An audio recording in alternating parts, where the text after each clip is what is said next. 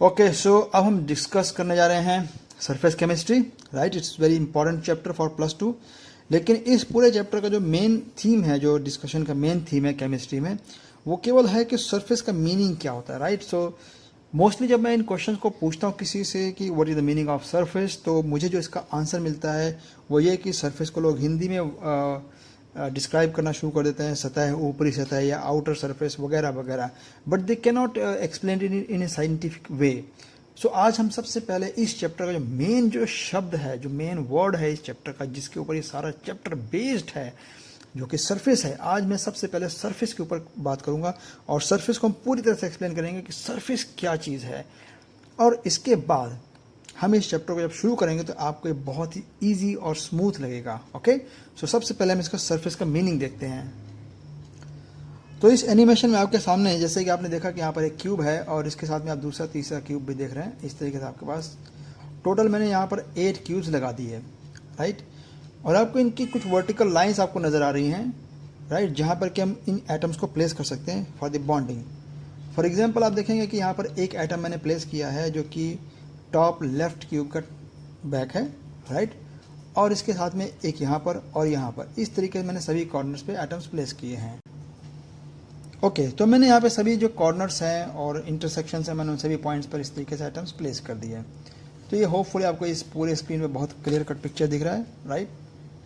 Okay, और जैसे यहाँ देखिए इन पॉइंट्स पे यहाँ पर अब ऐसे ही फ्रंट है और ऐसे ही बैक इंटरसेक्शन। अब आप इसमें एक चीज़ नोटिस कर रहे हैं कि इन सभी पिंक एटम्स को, जिन्हें कि हम एक नाम दे सकते हैं, हम इन्हें सोडियम या फिर क्लोराइड आयन कह सकते हैं, जैसा कि सॉलिड स्टेट में आपने NaCl का स्ट्रक्चर पढ़ा था। ऑल राइट, अब देखिए यहाँ पर एक और एटम प्लेस किया गया है जो कि ये, इसको आप सोडियम एज्यूम कर सकते हैं, दैट ग्रीन इज सोडियम। तो आप यहाँ पर नोटिस करते हैं कि जिस तरीके से हमने इलेक्ट्रिक फील्ड के बारे में डिस्कशन की हुई है पहले फिजिक्स में, तो आप देखते हैं कि इस जो केटायन है या टाइनी चार्ज है, आप देखते हैं कि इसके साथ में टोटल 6 क्लोराइड्स बाउंडेड हैं, राइट। और अगर आप इसका ज्योमेट्रिकल डिस्टेंस देखेंगे, जो कि ये आपको लेंथी दिख रहा होगा या ये आपको शॉर्ट दिख रहे हैं, सो ज्योमेट्रिकल डिस्टेंसेस आपको इसलिए वेरिएबल दिखते हैं बिकॉज ये जो मेरे पास पिक्चर है which is a 3 dimension and I am showing you as a 2 dimension. So इसलिए पिक्चर आपको कुछ इस तरीके दिखती है, पर एक्चुअल में ये सीन कुछ इस तरीके से है जैसे ये 3 डायमेंशन है, राइट। अब आपको देखिए ये क्यूब नहीं नजर आएगा कैमरे से, आपको ऐसा लगता है जैसे कि ये बकेट जैसा शेप है, राइट। सो बट ये बकेट नहीं है, ये इट्स क्यूब। तो मैं इसको कैसे भी रखूँगा तो ये क्यूब ही नज़र आएगा, बकेट ही आपको नज़र आएगा, राइट, बिकॉज आपके इस कैमरे में 2 डायमेंशन कैमरे में आपको डेप्थ परसेप्शन नहीं मिलती है। ओके, तो अगर जैसे मैंने इसको यहाँ पर रखा हुआ है, 1 मिनट, जैसे कि मैंने सपोज इसको यहाँ रख दिया है, तो आपको एक साफ साफ दिख रहा है यहाँ से कि इसका जो बॉटम फेस है, यानी कि ये जो बॉटम फेस है ये आपको छोटा दिख रहा है और ये आपको बड़ा दिख रहा है कि नहीं। तो अब जब मैं इस बॉटम फेस को उठा करके इस तरीके से मैं टॉप पर रख दूंगा तो आप देखेंगे कि अब जो टॉप वाला था आपके पास वो छोटा हो गया, राइट, और ये बड़ा हो गया। ओके, तो ये विजुअल प्रॉब्लम है और इस चीज़ का हम यहाँ पर नहीं डिस्कस कर रहे हैं। यहाँ टू द पॉइंट बात ये है कि आपके पास ये ग्रीन एटम जो है फर्दर 6 पिंक एटम से बाउंडेड है, और आप इसका जो मर्जी नाम रख लें उससे हमें कोई इफेक्ट नहीं पड़ता है। तो 6 पिंक से एक ग्रीन बाउंड हो जाता है, राइट। और ये जरूर है कि अगर पिंक अगर नेगेटिव आयन्स हैं so green is a positive ion, right. तो अब आपने देखा कि एक मैंने ऊपर भी बाउंड किया हुआ है और आप देखेंगे बड़े ही क्लियर कट पिक्चर से कि ये जो ग्रीन है ये इस पिंक से बाउंडेड है, इस पिंक से बाउंडेड है और इस पिंक से बाउंडेड है, राइट। सो सिमिलरली ऐसे यहाँ पर एक ग्रीन आ गया। आप नोटिस कर सकते हैं कि जो ये ग्रीन है ये इस पिंक से पीछे जुड़ा हुआ है और नीचे भी जुड़ा हुआ है। टोटल इसके जो बॉन्ड्स हैं इस वक्त वो 4 हैं और आपको वो 4 बॉन्ड्स क्लियर दिख रहे हैं, लेकिन इस ग्रीन ने आपके पास सामने दिखा रहा है कि वो 6 बॉन्ड्स बना रखे हैं, राइट। तो सिमिलरली मैंने यहाँ भी दिखा दिया आपको कि यहाँ पे देखिए जो ग्रीन एटम है ये 4 से बाउंडेड है, 1 2 3 एंड देन 4, राइट। तो इस तरीके जब आप इस पिक्चर को क्लियर कट देखते हैं तो आपके पास ये एक फर्स्ट क्लास फैंटास्टिक चीज़ बन के सामने आ जाती है कि नहीं। लेकिन अब मैं बात करूँगा इस पिंक एटम की। आप देखेंगे कि इस पिंक एटम को आप पीछे से चलते यहाँ से शुरू करते हैं। देखिए व्हाट इज़ द एक्सपेक्टेशंस, अगर ये पिंक है, ये ग्रीन है, ये पिंक है, so what next must be green. Okay, और अब आप देखेंगे कि ये जो पिंक है ये फर्दर 6 ग्रीन से बाउंड हो चुका है in the same way as this green, right. So इस तरीके से ग्रीन ने भी 6 बॉन्डिंग्स बना रखी हैं और पिंक ने भी 6 बॉन्डिंग्स बना रखी हैं, ओके। लेकिन अब अगर मैं इस तरह की पिक्चर को अगर मैं कंटिन्यू करता जाऊं ऑल ओवर द स्क्रीन, अगर मैं इसको पूरा कंटिन्यू कर जाऊंगा तो आप देखेंगे कि जैसे ये जो पिंक है इसके जो नेट बॉन्ड्स थे वो 5 बॉन्ड्स थे पहले, राइट, 1 2 3 4 एंड 5, और जो 6th बॉन्ड था वो यहाँ पर अवेलेबल नहीं था क्योंकि हमने इसको यहीं से स्क्रीन को कट ऑफ कर दिया। लेकिन जब इस क्रिस्टल को इस रेगुलर अरेंजमेंट को जब फर्दर ग्रो करेंगे तो आप डेफिनेटली आप ऑब्जर्व करेंगे कि इस पिंक के साथ में एक फर्दर ग्रीन बाउंड हो सकता है। लेकिन क्या इस ग्रीन से फर्दर कोई पिंक बाउंड हो सकता है? The answer is 0, no. Why? Because इससे already 6 peoples they are bounded, तो इसके साथ एक बाउंडेड नहीं है, ओके। अब कितना सिंपल सा पॉइंट हो गया। सो अब देखेंगे कि क्या इसके से और भी फर्दर पार्टनर्स हैं। Yes, we can find. So अगर आप देखेंगे तो ये भी ऐसा ही है, ये भी फर्दर और टोटल 5 ग्रीन से बाउंडेड है, राइट। सो ये भी 5 बॉन्ड्स बना के बैठा हुआ है, ये भी 5 बॉन्ड्स बना के बैठा हुआ है। लेकिन जैसे 6th बॉन्ड बना सकता है, अगर ये कंटिन्यू रहेगा तो 6th बॉन्ड बनेगा। 6 इज द लिमिट। इस पर्टिकुलर केस में 6 की लिमिट है, किसी में लिमिट 4 की होगी, किसी में 5 की होगी, वो हम नहीं कहेंगे इस बारी, बट आपको पॉइंट समझ में आना चाहिए कि पॉइंट क्या है, ओके। तो अब जितने लोग भी इस सरफेस पर हैं, सपोज कीजिए कि मैं इसको इस तरीके से वर्टिकली एक्सटेंड करता चला जाऊं outside this screen, laptop screen, लेकिन जो इधर वाले पोर्शन है वो ना हो, तो आप देखेंगे कि जैसे कि ये ग्रीन है, ये ग्रीन फर्दर यहाँ से जुड़ा हुआ है और यहाँ इस पिंक से जुड़ा हुआ है, इस पिंक से जुड़ गया, इस पिंक से जुड़ गया और इस पिंक से जुड़ गया।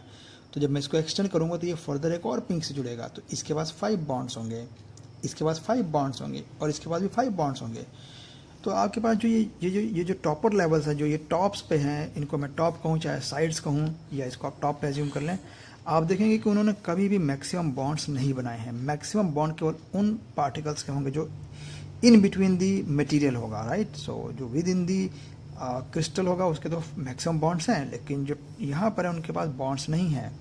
और आप एक चीज़ बहुत क्लियर देख सकते हैं कि उनके बॉन्ड्स जो नहीं दिख रहे हैं, तो यहाँ पर ऑब्वियसली एक वैकेंसी यहाँ पर क्रिएटेड है। वैकेंसी मीन्स कि एक ऐसी कंडीशन जिसमें वो फर्दर किसी से बॉन्डेड हो सकता है, तो ये भी बॉन्डेड हो सकता है, ये भी बॉन्डेड हो सकता है, राइट।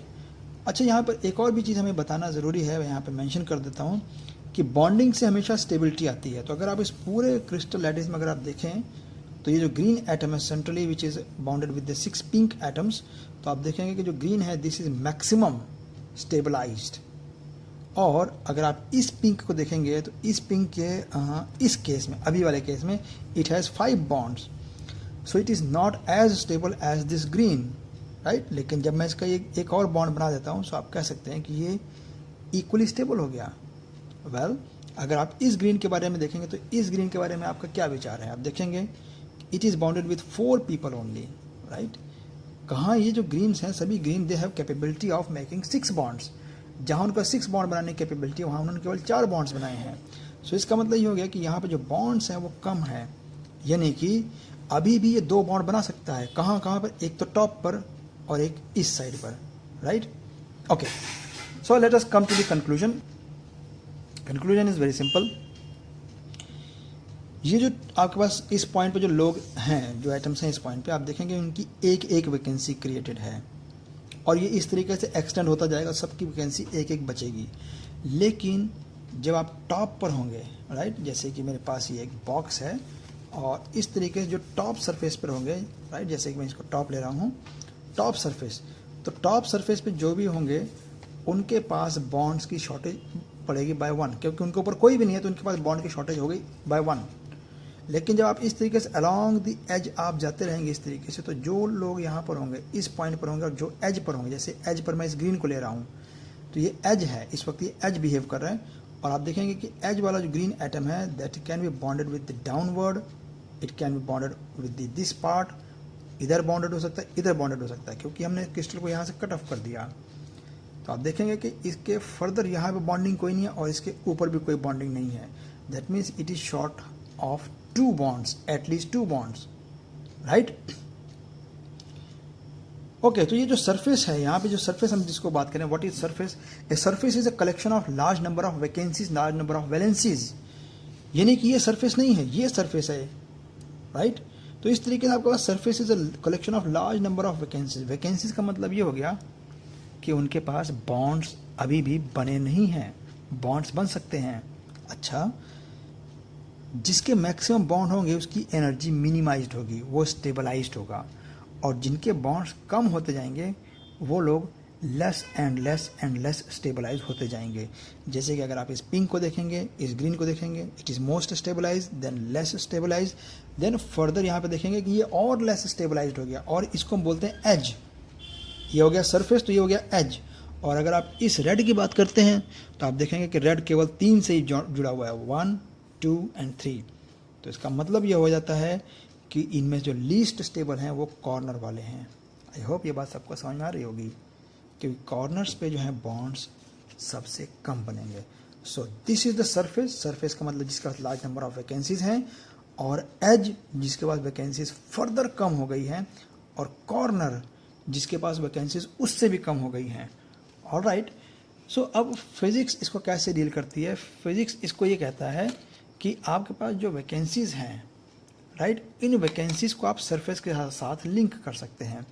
फॉर एग्जाम्पल, मैं अगर ऐसे कहूँ कि मेरे पास एक ब्लेड है, ये आपके पास एक ब्लेड दिख रहा है कैमरे पे, ओके, तो आप देखेंगे कि इसका जो ये एज है, this edge is use for cutting.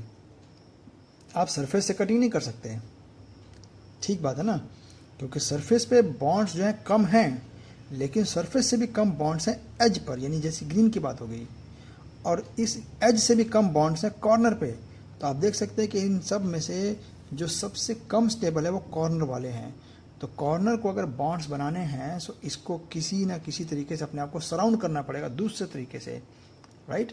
सो इसलिए जो कॉर्नर है वो obviously further in order to make more bonds, in order to make itself more stabilise, it is ready to pierce your hand. आपके हाथ में ये आराम से होल्ड कर सकता है, और इसी तरीके से ब्लेड इजीली कट कर सकता है, राइट।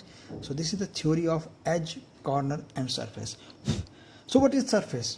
अब मैं सरफेस की यहाँ पर डेफिनेशन दूंगा। Surface is a collection of large number of vacancies, okay. अब ऐसे ही अगर आप देखें कि सपोज कीजिए कि मेरे पास एक बल्क है, और ये बल्क मैं आपके सामने रख रहा हूँ, ये एक टिश्यू पेपर का बल्क है, आप यहाँ देख सकते हैं, बल्क है टिश्यू पेपर का। तो अगर मैं इस टिश्यू पेपर को एज ए बल्क ना करूँ, अगर मैं कहूँ कि एक पूरा एक ऐसा क्यूब है या क्यूबॉइड है, तो आप देखेंगे कि यहाँ पर कुछ नहीं मिलेगा। लेकिन जैसे आप इसकी लेयर बाय लेयर उतारते जाएंगे तो हर एक लेयर जो है वो इंटरेक्ट करना शुरू कर देता है।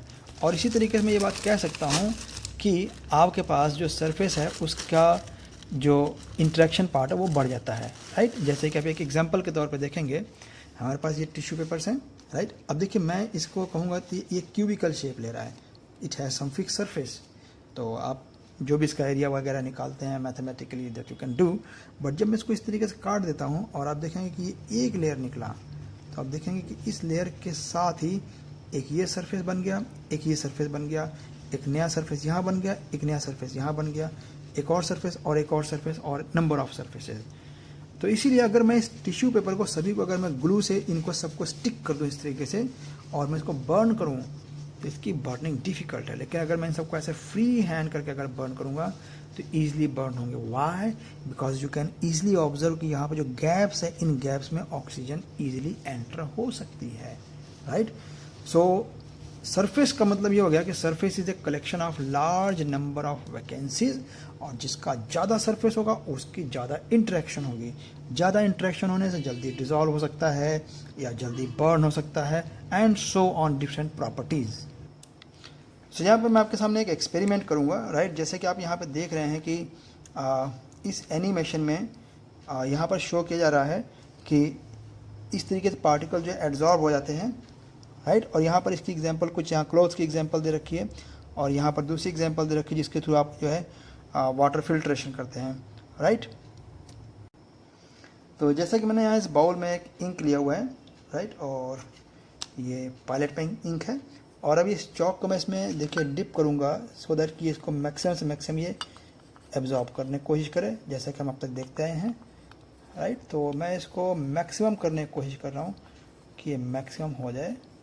ओके, तो आप देखते हैं कि चौक जो है ड्राई हो चुका है, राइट। और अब मैं इसको दूसरे साइड से भी इसको कर लूँगा, ताकि कहीं से किसी को कोई डाउट या कमी पेशी ना रह जाए। सो आई होप कि आपको ये सबको क्लियर दिख रहा है कि ये एब्जॉर्ब हो चुका है। ओके, अब देखिए यहाँ पे क्या सीन होने वाला है। अब जब मैं इसको यहाँ से ब्रेक करता हूँ तो आपके सामने एक ऐसा नज़ारा आता है जिसमें कि आप देखते हैं कि ये चॉक जो है इंटरनली इसने पूरी तरीके से एब्जॉर्ब नहीं किया। यहाँ पे आपको थोड़ा सा वाइट पार्ट नज़र आता है, और जब आप इसको ऐसा देखते हैं तो आपको बिल्कुल थोड़ा सा नज़र आता है, राइट। हम इसको एक और एक्सपेरिमेंट से और अच्छा भी समझ सकते हैं, क्योंकि जैसा कि आप इसमें देख रहे हैं कि जो इस चॉक में जो नोटिस करने वाली बात है वो सिर्फ ये है कि आप इसको कैमरे पर अगर ध्यान से देखेंगे तो आप देखते हैं कि इसमें जो डार्कर पार्ट है ब्लू का वो आउटसाइड है, और इनर पार्ट इसका इतना ब्लू नहीं है। इसका मतलब ये हो गया कि जो इंक के पार्टिकल्स थे वो आउटर सरफेस पे ज़्यादा बाउंडेड हैं, इसको हम बोलेंगे एडहेयर्ड हैं, राइट, बाउंडेड हैं as compare to inside, right. So हम एक और एक्सपेरिमेंट करते हैं, और यहाँ पे एक रेड इंक ले करके इसके ऊपर हम डिप करते हैं, राइट। सो ये देखिए आप, रेड इंक इसके ऊपर जा रहा है।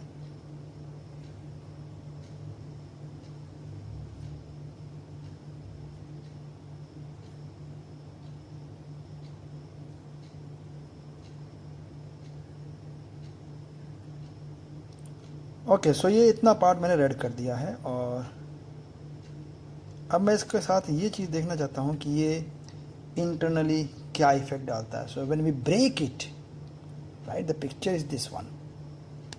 When you break it, what you observe, right, आप देखते हैं कि जो इंक के पार्टिकल्स हैं वो केवल सरफेस पर रह गए, वो अंदर नहीं जा पाए हैं, राइट। सो इस तरह का जो फिनोमेना है इसको हम बोलते हैं एडजॉर्प्शन। एडजॉर्प्शन का मतलब हो गया कि सरफेस पर ही बाउंड हो जाना। आप देखते हैं कि इंक के पार्टिकल जो सरफेस पर ही बाउंड है वो इनसाइड नहीं गई हैं, right. So this phenomena was the adsorption, alright, that is the adsorption. And so the definition which is very simple, हम डेफिनेशन को अगर ध्यान से देखें तो यहाँ पे क्या लिखा हुआ है कि the accumulation of the molecular species, right, accumulation of the molecular species at the surface rather than in the bulk, right. So what is bulk? ये देखिए आपके पास ये सरफेस है, राइट, और ये बल्क है। तो सरफेस को मैं ये नहीं बोल रहा हूँ कि टॉप लेयर या कुछ और, सरफेस वो है जिसके पास लार्ज नंबर ऑफ वैकेंसीज है, और इसीलिए ये पार्टिकल जो यहाँ पे अच्छे से बाउंड हो चुके हैं, राइट। सो ये बाउंड हो चुके हैं, इसे आप एब्जॉर्ब नहीं बोलेंगे, इसे आप एडजॉर्ब यूज़ करेंगे, शब्द एडजॉर्ब बोलेंगे, एडजॉर्ब। और साथ ही दो नए टर्म भी हैं, जैसे कि हमारे पास सॉल्वेंट और सॉल्यूट होते थे, तो वैसे ही यहाँ पर आपके पास जो चीज़ एडजॉर्ब हो रही है, right, which is the red ink in this case. तो रेड इंक इस वक्त केस में मेरे लिए बनेगा एडजॉर्बेट, वो शब्द है एडजॉर्बेट, और जिसका सरफेस जो प्रोवाइड कर रहा है उसे हम बोलते हैं adsorbent, means chalk. Chalk is the adsorbent and this ink is the adsorbate. So ये पॉइंट्स बड़े ही क्लियर हैं कि जिनका सरफेस एरिया लार्जर होगा, larger surface area means there will be large number of vacancies and hence there will be more adsorption. तो जितना ज़्यादा पाउडरी सब्सटेंस होगा, जितना फाइनली डिवाइडेड होगा, उतना बढ़िया एड्जॉर्प्शन होगा, राइट। सो मेरे पास यहाँ पर एक मॉडल भी है जिसको कि हम यहाँ पर नोटिस कर सकते हैं, कि जिसमें मैंने आपको ये दिखाया हुआ कि जो ये ग्रीन एटम है, that green atom is further connected to 4 yellow atoms, right. और यहाँ पर फर्दर एक और भी येलो यहाँ पे बाउंड हो सकता है। आप देखेंगे कि यहाँ पर एक वैकेंसी बनी हुई है। सिमिलरली आप देखेंगे कि जो ये येलो है इसके बाद देखिए कि ये 3 ग्रीन से कनेक्टेड है, एक वैकेंसी यहाँ पर है, एक ही साइड वैकेंसीज हैं, राइट। सो ये 1, 2 एंड 3 वैकेंसीज हैं, राइट। सिमिलरली जो ये येलो है इसके पास वैकेंसी है 1 डाउन 2 देन 3 देन 4 वैकेंसीज। तो जो कॉर्नर वाले स्पीशीज़ हैं उनके पास लार्जर नंबर ऑफ वैकेंसीज होंगी, एज वाले जो स्पीशीज़ उनके पास वैकेंसीज थोड़ी ज़्यादा, इससे कॉर्नर से थोड़ी कम होंगी।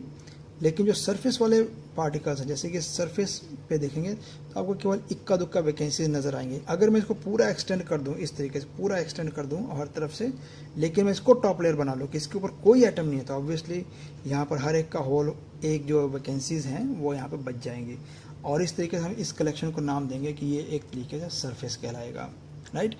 अब मैं पाउडर के बारे में बात करूँ, what is the meaning of the powder, और इससे पाउडर से भी एक और डिफाइंड वर्ड है, वो है एटॉमिक लेवल पे ले जाना। सपोज कीजिए अगर मैं इसको इस तरीके से अलग करता चलूँ एक एक को, तो आप देखेंगे कि ये येलो जो एटम था ये 6 बॉन्ड्स बना सकता था, लेकिन इस वक्त आप देखेंगे इसके 6 बॉन्ड्स इसके फ्री हैं। सिमिलरली अगर मैं इसको भी ब्रेक कर दूँ तो आप देखेंगे इसके बॉन्ड्स भी फ्री हो गए, और इस तरीके सबको अगर मैं फ्री करता चलूँ तो आप देखेंगे कि इस तरीके से जब ये ऐसी कंडीशन आ गई है तो मैं इसको नाम देता हूँ कि ये पाउडर्ड स्टेट है और ये एटॉमिक स्टेट है। तो आपको यहाँ पे देखते ही क्लियर पता लग जाता है कि जो एटॉमिक स्टेट्स हैं उनके पास large number of vacancies present हैं as compare to powder state के।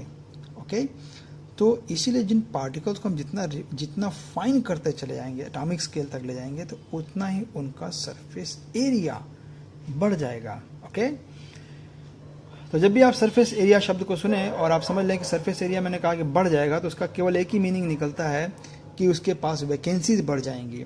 और अगर ऐसा समझ में आता है कि उसके पास वैकेंसीज बढ़ जाएंगी तो उसका भी केवल एक ही मीनिंग निकलता है कि उसके पास एड्जॉर्प्शन और ज़्यादा बेटर होने वाला है।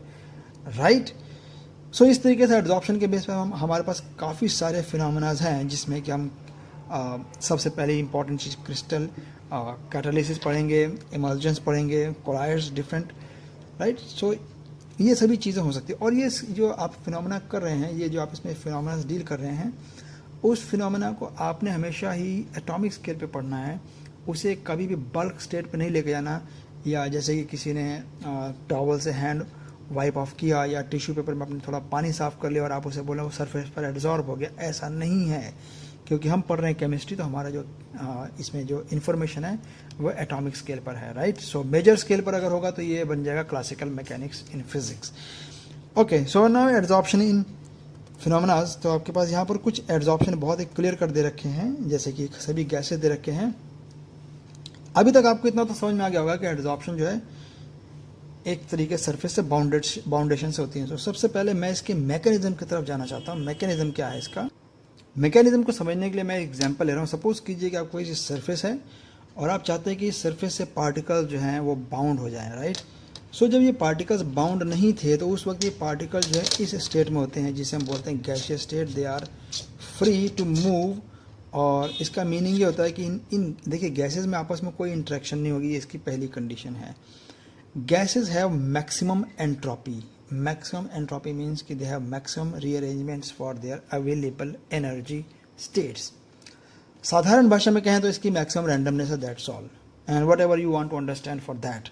ओके, सो जो रैंडमनेस है वो इन गैसेज की काफ़ी हायर होती है, लेकिन जब ये किसी सरफेस से बाउंड हो जाते हैं, राइट, अब जैसे मैं यहाँ पे आपको थोड़ा दिखा भी रहा हूँ कि जैसे सपोज ये सरफेस और मैं इस सरफेस से इस गैस के पार्टिकल को इस तरह से बाउंड कर देता हूँ ऐसे, now it is bounded, now it is not available for free movement.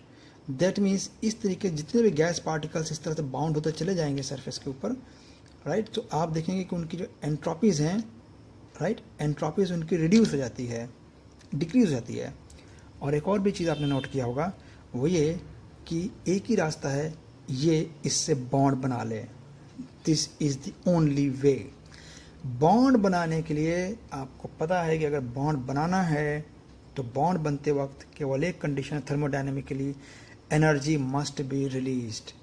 Right, तो अगर एनर्जी रिलीज होगी then that energy will move into the surrounding. अगर ये सिस्टम है तो इसके बाहर सराउंडिंग भी है। ओके, तो यहाँ पर मेरे पास दो कंडीशन बहुत ही क्लियर हैं। किसी भी गैस की जब एब्जॉर्प्शन होगी सरफेस पे तो दो बातें बिल्कुल क्लियर हैं। पहली बात तो ये कि गैस की एंट्रोपी डिक्रीज हो जाएगी, और दूसरी बात ये कि बॉन्ड होने के वक्त जो है एनर्जी रिलीज हो जाएगी। अब आपके सामने सवाल है, आप ऐसा क्या कंडीशन मुझे डिस्क्राइब कर सकते हैं जिससे कि ये बॉन्ड बना रहे? राइट, मुझे केवल एक ही पॉइंट समझ में आता है, वो ये क्योंकि ये बॉन्डिंग के वक्त एनर्जी रिलीज कर रहा है, देयरफॉर एनर्जी रिलीज्ड, और अगर इसने एनर्जी दोबारा गेन किया this bond will break. Right, तो इसीलिए एक ही कंडीशन है कि आउटसाइड का जो एनवायरनमेंट है मीन्स सराउंडिंग है उसका टेम्परेचर इतना लोअर हो कि वो यहाँ से रिलीज्ड एनर्जी को एब्जॉर्ब कर सके। इसको मैं ऐसे कहूँगा कि thermodynamically lowering of temperature will favour the absorption. ठीक बात है ना, lowering of temperature will favour the absorption. और थर्मोडायनामिकली अगर हम इसको यहाँ पर अगर डिक्लेयर भी कर देते हैं इस बात को इस इक्वेशन में, तो आप देखेंगे कि जो एंट्रोपी फैक्टर है वो डिक्रीज हो चुका है, राइट, और इंथैल्पी फैक्टर भी नेगेटिव है। तो अब मैथमेटिकली मैं यहाँ पे बात तो नहीं करना चाहता, लेकिन अगर ये भी नेगेटिव है, ये भी नेगेटिव है, सो ऑब्वियसली अगर आप टेम्परेचर को लोअर रखेंगे, राइट, तो definitely delta G will also भी नेगेटिव। लेकिन कॉन्सेप्ट बड़ा सिंपल सा है, अगर एंथैल्पी रिलीज्ड है, राइट, अगर एनर्जी आउट हो रही है सिस्टम से, और आपको ये पता है कि एड्जॉर्प्शन होते वक्त अगर एनर्जी आउट हो रही है, तो आप किस तरह से एड्जॉर्प्शन को मेंटेन रख सकते हैं? बाय लोअरिंग द टेम्परेचर, ताकि वो और एनर्जी को और ज़्यादा वो एनर्जी को एड्जॉर्ब कर सके। ओके, सो इस तरीके से कुछ देर बाद जब सारे सर्फेसेस जो हैं ऑक्यूपाइड हो जाएंगे, जैसे सारे वैकेंसी जब ऑक्यूपाइड हो जाएंगे, तो हम बोलेंगे कि वहाँ पर एक इक्विलिब्रियम इस्टेब्लिश हो गया और फर्दर बॉन्डिंग जो है वो या तो नहीं होगी या फिर कम होगी। Okay, so that was about the mechanism of the adsorption. हम इस चीज़ को यहाँ पर एनिमेशन से भी देख सकते हैं कि जिस तरह से ये सरफेस है, अब यहाँ पर देखिए सरफेस पे वैकेंसी हमने नहीं शो किया हुआ है, लेकिन ये पार्टिकल धीरे धीरे जा करके इस सरफेस से बाउंड होने शुरू हो जाते हैं, right, which is known as the adsorption phenomena, right. तो ये पार्टिकल जो हैं सरफेस से बाउंड हो जाते हैं, राइट। सो यहाँ पर एक चीज़ आपने नोटिस की होगी, जो ये सरफेस है और जो ये पार्टिकल्स हैं, यानी एड्जॉर्बेंट एंड एड्जॉर्बेट में आप देखेंगे कि ये जो पार्टिकल्स हैं, जो पार्टिकल एड्जॉर्ब हो रहे हैं, अगर वो गैस है और जो ये एड्जॉर्ब करने वाला सरफेस है अगर ये सॉलिड सरफेस है, तो आप देखेंगे कि यहाँ पर आपके पास एक चेंज इन स्टेट है। बेसिकली इसे हम बोलते हैं इंटरफेस। इंटरफेस वो रीजन जहाँ पर कि दोनों लोग बाउंड हो रहे हैं, राइट। सो ये जो पॉइंट है आपके पास, जो ये इस पर्पल और इस ग्रे के बीच में, उसको हम बोलते हैं इंटरफेस। तो इंटरफेस को हम रिप्रेजेंट करते हैं किसी सॉलिडस लाइन से। ओके, जैसा कि आप यहाँ पर देख सकते हैं सॉलिड लिक्विड इंटरफेस में, और यहाँ लिक्विड लिक्विड इंटरफेस है, और यहाँ पर लिक्विड गैस इंटरफेस है। ओके, सो इस पॉइंट से आप देखते हैं कि यहाँ पे आपने एक हाइफन यूज़ किया हुआ है, हाइफन, और यहाँ पर भी हाइफन यूज़ किया जा रहा है बीच में, तो वो इंटरफेस रिप्रेजेंट करने के लिए है हाइफन, राइट। हाइफन के अलावा आप सॉलिडस लाइन का भी यूज़ कर सकते हैं।